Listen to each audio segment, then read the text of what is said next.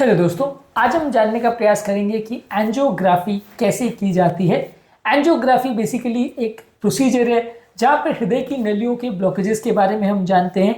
आज हम basically discuss करेंगे कि एक कैथेटर एंजियो यानी कि जो कन्वेंशनल एंजियो होता है जो हॉस्पिटल में एडमिट करके किया जाता है उसको कैसे करते हैं, उसका एक स्टेप बाय स्टेप डिस्कशन करेंगे ताकि आपको उसके स्टेप्स के बारे में पता चल जाए और आपको समझने में आसानी हो कि एंजियोग्राफी प्रोसीजर होता क्या है और इसमें क्या इश्यूज होते हैं। छोटी मोटी चीज़ों इसके बारे में हम जानने का प्रयास करेंगे। आज का टॉपिक एक स्टेप बाय स्टेप गाइड है फॉर एंजियोग्राफी।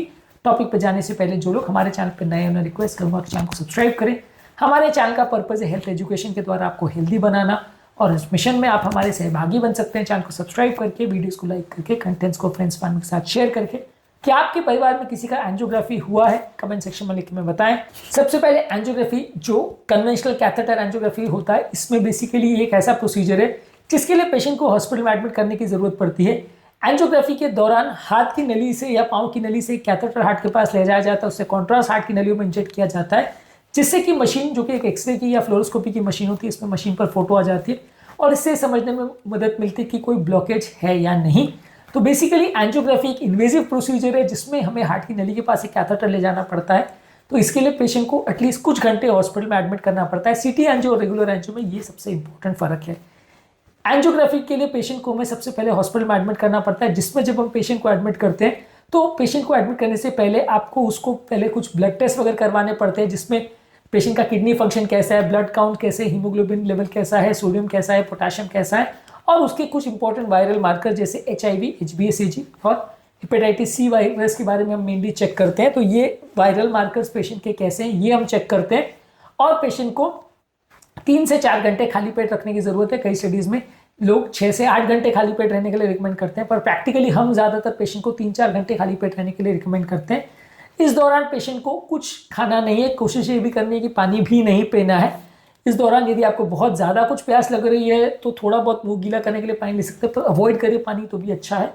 और इस दौरान आपको कोई मेडिसिन भी नहीं लेनी है। एंजियोग्राफी से 4 से 6 घंटे पहले आपको खून पतला करने की जो दवाई आप जो भी डोज जाना है या शुगर वगैरह की जो भी मेडिसिन लेनी है वो सारी आपको ले लेनी है, पर कोशिश ये करने की लास्ट 3 घंटे में आपको कोई टैबलेट्स नहीं लेनी है, क्योंकि कई बार एंजियोग्राफी के दौरान अगर कोई इमरजेंसी होती है तो वो टैबलेट्स आपके पेट में रह सकती है, जिससे कि एनेस्थीसिया के दौरान प्रॉब्लम हो सकती है। एनेस्थीसिया का बेसिकली मतलब है कि यहाँ पे लोकल एनेस्थीसिया में प्रोसीजर किया जाता है। यहाँ पे जिस एरिया हाथ या पाँव से एंजियोग्राफी किया जाता है उसी एरिया को सुन करके प्रोसीजर किया जाता है। यहाँ पेशेंट को बेहोश करने की जरूरत नहीं होती, कोई एनेस्थीसिया देने की वैसी कोई जरूरत नहीं होती, यानी कि पेशेंट को जनरल या स्पाइनल या वैसा कोई एनेस्थीसिया जहाँ पे बहुत ज़्यादा बड़े एरिया को नम करना पड़ता है और एनेस्थीसिया के एजेंट्स का रिस्क होता है, वहाँ पे यहाँ पे ऐसा कुछ नहीं करना पड़ता। जो एरिया से आप पंचर करते हो वहाँ पे एक सुई लगा के आप उस एरिया को सुन करने के लिए नीडल से एक इंजेक्शन देते हो। जब एरिया सुन हो जाता है तो उसमें से कैथेटर डालते हैं। तो ये प्रोसीजर में बेसिकली कोई बड़े एनेस्थीसिया की जरूरत नहीं पड़ती। उस एरिया में लोकल एनेस्थीसिया जिसे ज़ाइलोकेन बोलते हैं, उसका एक इंजेक्शन लगाया जाता है, बहुत पतली सिरिंज के द्वारा दिया जाता है, लगभग 1-2 ml। हाथ की नली में अगर हम एंजियोग्राफी कर रहे होते हैं तो रेडियल आर्टरी में हम लगभग 2 ml जितना देते हैं, और पाँव की नली में कर रहे हो तो पाँव की नली में जिसे फीमोरल आर्टरी बोलते हैं वहाँ पर ग्रॉइन एरिया में लगभग 10 ml के आसपास हम लोकल एनेस्थीसिया देते हैं और एक छोटा सा इंसिजन लगा के उसके थ्रू हम एक वायर डालते हैं। पहले एक नीडल से नली को पंचर करते हैं, नली में जब ब्लड का जेट आता है तो उसमें से एक वायर डालते हैं। वायर जब नली के अंदर चला गया तो फ्लोरोस्कोपी द्वारा हम उसको कंफर्म करते हैं वायर की पोजीशन को, और उसके बाद एक शीट या कैथेटर जो है वहाँ पे हम वायर के ऊपर से ले जाते हैं। एक बेसिकली एक फ्लेक्सिबल ट्यूब होता है जिसके थ्रू आगे का प्रोसीजर आपको करना होता है, तो वो वहाँ पे लगा दिया जाता है। एंजियोग्राफी बेसिकली हाथ की नली या पाँव की नली दोनों में से की जाती है। हाथ की नली को रेडियल आर्टरी और पाँव की नली को फीमोरल आर्टरी बोलते हैं। रेडियल आर्टरी में करने में फ़ायदा ये है कि इसमें ब्लीडिंग कम होती है और पेशेंट तुरंत चलना फिरना कर सकता है। फीमोरल आर्टरी में फ़ायदा ये है कि बड़ी ट्यूब है तो बड़े बड़े प्रोसीजर्स अगर आपको करने हो तो उसमें ज़्यादा सुविधा रहती है। पेन कंपेरेटिवली कम होता है लेकिन ब्लीडिंग का रिस्क ज़्यादा रहता है और पेशेंट को 1 दिन एटलीस्ट आपको बेड रेस्ट पे रखना पड़ता है प्रोसीजर के बाद। ज़्यादातर ये एंजियोग्राफी एक परक्यूटेनियस प्रोसीजर है, बहुत ज़्यादा इन्वेजिव नहीं है, तो इसके लिए लंबा एडमिशन की जरूरत नहीं पड़ती। 2-4 घंटे पेशेंट को भर्ती रखना पड़ता है। तो उस नीडल के ऊपर एक वायर डालते हैं, उसके ऊपर हम शीट डालते हैं, तो उसके बाद हम वो नीडल को और वायर को निकाल लेते हैं और उस शीट से हम आगे का प्रोसीजर करते हैं। ये बेसिकली शीट जो है ये एंजियोग्राफी के प्रोसीजर के दौरान पूरे टाइम हार्ट में रहती है और जब प्रोसीजर खत्म हो जाता है तो इसे निकाल दिया जाता है। ये शीट के थ्रू हम एक एंजियोग्राफी का कैथेटर एक वायर के थ्रू पास करते हैं और फ्लोरोस्कोपी गाइडेंस में हम उसको देखते हुए कि वो हार्ट के आसपास कैसे जा रहा है, किसी दूसरी नली में तो नहीं चला जा रहा है, ये दौरान हम एक फ्लोरोस्कोपी मशीन में इसको देखते रहते हैं। ये फ्लोरोस्कोपी मशीन बेसिकली एक एक्सरे मशीन का एडवांसमेंट है जिसमें रियल टाइम में कंटिन्यूस डिजिटल इमेजेस आती रहती है, जिसके बेसिस पे ट्यूब कैसे जा रही है, कहाँ जा रही है, कोई गलत जगह तो नहीं जा रही, ये सारी चीज़ों को आप कंफर्म करते हैं। और जब आपका ट्यूब परफेक्ट पोजीशन में आ जाता है तो ये स्पेशली डिज़ाइन कैथेटर्स होते हैं जो अलग अलग नली में कैनुलेट करने के लिए उसको बनाए जाते हैं। जब कैथेटर बैठ जाता है नली में तो आप कॉन्ट्रास्ट वहाँ पे इंजेक्ट कर सकते हो। कॉन्ट्रास्ट बेसिकली जो है हम कैथेटर के दूसरी तरफ, यानी जो बाहर का सिरा है वहाँ पर एक कैथेटर द्वारा एक मल्टीफोल्ड इंजेक्टर सिस्टम होता है जिससे हम उस कैथेटर को कनेक्ट करते हैं। और जब ये कनेक्ट हो जाता है तो एक बार हम प्रेशर मॉनिटरिंग करते हैं कि अंदर का इंटरनल प्रेशर कैसा है, उसकी ट्रेसिंग मशीन्स पे आ जाती है। उसके बेसिस पर हम देखते हैं कि प्रेशर, उनका प्रेशर वगैरह ठीक है कि नहीं, ओवरऑल पेशेंट का स्टेटस जब ठीक है कंफर्म हो जाता है, उसके बाद हम बाहर के कैथेटर से एक सिरिंज, जो कि स्पेशली डिजाइन सिरिंज होता है, उससे हम कॉन्ट्रास्ट इंजेक्ट करते हैं। अलग अलग केस में एक शूट जब हम लेते हैं तो हम 2 ml से लेकर 5 से 10 ml तक कॉन्ट्रास्ट इंजेक्ट करते हैं। अलग अलग केसेस में अलग अलग तरह की एंजियोग्राफी में अलग अलग मात्रा में कॉन्ट्रास्ट यूज हो सकता है। जितना ज़्यादा कॉन्ट्रास्ट यूज होता है उतना किडनी पर डैमेज हो सकता है, इसलिए हम कोशिश करते हैं कि कम से कम शूट में कम से कम कॉन्ट्रास्ट में उसको किया जाए। जितना ज़्यादा कॉन्ट्रास्ट यूज होगा उतना हार्ट पर और किडनी पर असर पड़ सकता है। बेसिकली एंजियोग्राफी के दौरान लेफ्ट साइड की जो नली है, यानी लेफ्ट साइड की आगे की और पीछे की जो 2 नलियाँ हैं, लेफ्ट एंटर डिसेंडिंग और लेफ्ट सर्कमफ्लेक्स नली, और जो राइट की नली है राइट कोरोनरी आर्टरी, इसमें दोनों जगह पर हम कैथेटर को बिठाते हैं। कई बार सेम कैथेटर यूज होता है, कई बार कैथेटर को एक्सचेंज करना पड़ता है, यानी दूसरा कैथेटर यूज करना पड़ता है। और उसमें हम जब कैथेटर को वहाँ पे बिठा देते हैं तो हम कॉन्ट्रास्ट इंजेक्ट करते हैं, और वो कॉन्ट्रास्ट जब नली के अंदर जाता है तो उसकी एक फोटो मशीन पर आ जाती है। बेसिकली नली के अंदर नॉर्मली जो ब्लड मौजूद होता है वो ये एक्सरे मशीन में दिखाई नहीं देता है। तो अगर आपको नली देखनी है तो आपको ऐसा कोई तत्व चाहिए जो कि ये एक्सरे बीम को बॉडी के थ्रू एंड थ्रू पास होने से रोके। Basically X ray beam normally body के थ्रू एंड थ्रू पास हो जाती है तो आपको कोई इमेज नहीं दिखती है, यानी ब्लड वेसल्स नहीं दिखती है। पर जब आप कॉन्ट्रास्ट इंजेक्ट करते हो तो ये एक्सरे बीम को पास होने से रोक देता है, उसी जगह पे स्टॉप हो जाता है, जिसकी वजह से दूसरी साइड पे जो कैमरा का जो इमेज इंटेंसिफायर लगा है उसमें वहाँ पे गैप क्रिएट हो जाता है कि वो एरिया में एक्सरे पास नहीं हो पाता, तो वो एरिया में काले लाइन जैसी दिखती है, जिसको देख के आप इंटरप्रेट कर सकते हो कि नली का शेप कैसा है। और ये रियल टाइम में होता है तो आप नली को पूरा पंप करते हुए, ब्लड उसमें थ्रू जाते हुए सब अच्छी तरह से देख सकते हो। इसमें ब्लॉकेज को डिटेक्ट करने के लिए आपको मल्टीपल व्यूज में सेम नली की फोटोज लेनी पड़ती है। नॉर्मली लेफ्ट साइड की जो है 4 अलग अलग एंगल्स में इमेजेस लेते हैं।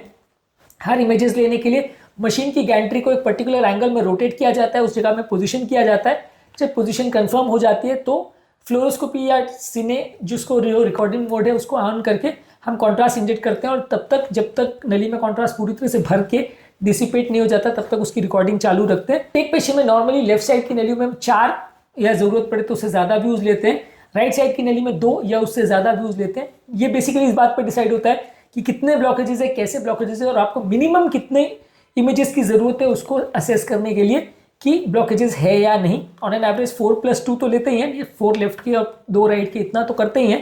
पर इससे ज़्यादा की अगर ज़रूरत हो और इतने व्यूज़ में अगर डिफाइन नहीं हो पा रहा हो तो फिर आप ज़्यादा व्यूज़ भी ले सकते हैं। केस टू केस उसका डिसीजन ऑपरेटर पर डिपेंड करता है, अपने एक्सपीरियंस के बेसिस पे, और उसको उस समय मशीन में क्या दिख रहा है उसके बेसिस पे कौन से व्यूज़ सबसे ज़रूरी है और पेशेंट के लिए कौन से ज़्यादा अच्छी इंफॉर्मेशन दे पाएंगे, उसके हिसाब से एंजियोग्राफी के व्यूज़ डिसाइड होते हैं। जिस भी व्यू को डिसाइड किया जाता है उस व्यू में कैमरे को पोजीशन किया जाता है, और जब एंगल सेट हो जाए तो उसके बाद कॉन्ट्रास्ट इंजेक्ट किया जाता है।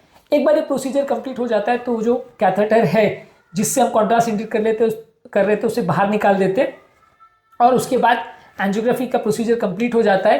पेशेंट को अगर एंजियोग्राफी के बाद एंजियोप्लास्टी नहीं करानी है, या एंजियोग्राफी नॉर्मल अगर आई है, या बाईपास सर्जरी के लिए जाना है, तो फिर वो ट्यूब या शीथ जिसके थ्रू एंजियोग्राफी किया गया था उसको निकाल दिया जाता है। उसको निकालने के दौरान आपको ध्यान रखना पड़ता है कि वो ट्यूब क्योंकि आर्टरी के अंदर होता है, उसका इंटरनल प्रेशर काफ़ी ज़्यादा होता है और बहुत ज़्यादा ब्लीडिंग का चांस होता है, इसलिए आप उसको कुछ देर तक प्रेस करके रखते हो, उसके बाद उसको रिलीज़ करते हो। जब ब्लीडिंग रुक जाती है वहाँ पे एक पट्टी बांध देते हैं, पट्टी कई बार 1 दिन तक लगभग बांध के रखते हैं और बाद में उसको रिलीज़ करते हैं। इस दौरान पेशेंट लगभग प्रोसीजर के 2-4 घंटे तक हॉस्पिटल में रहता है। पेशेंट को 2-4 घंटे रखने का पर्पज़ ये है कि इस दौरान कोई ब्लीडिंग वगैरह ना हो जाए, इस चीज़ को देखने के लिए, कोई प्रॉब्लम्स या प्रोसीजर कॉम्प्लिकेशंस वगैरह तो नहीं है इसको देखने के लिए। और बाद में जब आपने पेशेंट को डिस्चार्ज किया तो आप उसको दवाइयाँ वगैरह सब लिख के देते हो, एंजियोग्राफी में क्या आया उसके आप रिपोर्ट और CD पेशेंट को दे देते हैं, और पेशेंट को उसके बारे में आगे क्या करना है उसके बारे में बता करके डिस्चार्ज करते हैं।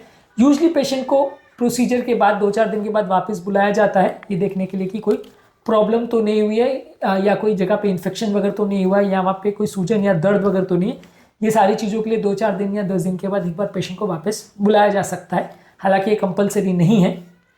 अगर इसमें कोई ब्लॉकेज निकलता है और पेशेंट एंजियोप्लास्टी इस तरह का कोई ट्रीटमेंट करना चाहता है तो फिर उस शीट को नहीं निकालते हैं और उसी कैथेटर के बदले दूसरा एक एंजियोप्लास्टी का कैथेटर वापस इंसर्ट करते हैं और उससे एंजियोप्लास्टी की प्रोसीजर को, जिसमें कि बलूनिंग और स्टेंटिंग किया जाता है, उसको कंप्लीट करते हैं। तो बेसिकली आज हमने जाना कि एंजियोग्राफी प्रोसीजर के स्टेप्स क्या होते हैं, एंजियोग्राफी के कॉम्प्लिकेशंस, एंजियोप्लास्टी के इश्यूज, एंजियोप्लास्टी कैसे करते हैं, इस पर हमने ऑलरेडी अलग से वीडियोस किए, उनको जरूर देख लीजिएगा। उम्मीद करूंगा कि आज के टॉपिक में कुछ नई बातें जानने को मिली होगी। जो लोग हमारे चैनल पर नए हैं उन्हें रिक्वेस्ट करूंगा कि चैनल को सब्सक्राइब करें, वीडियोस को लाइक करें। हमारे चैनल का पर्पज़ है हेल्थ एजुकेशन के द्वारा लोगों को हेल्दी बनाना और इस मिशन में आप हमारे सहभागी बन सकते हैं।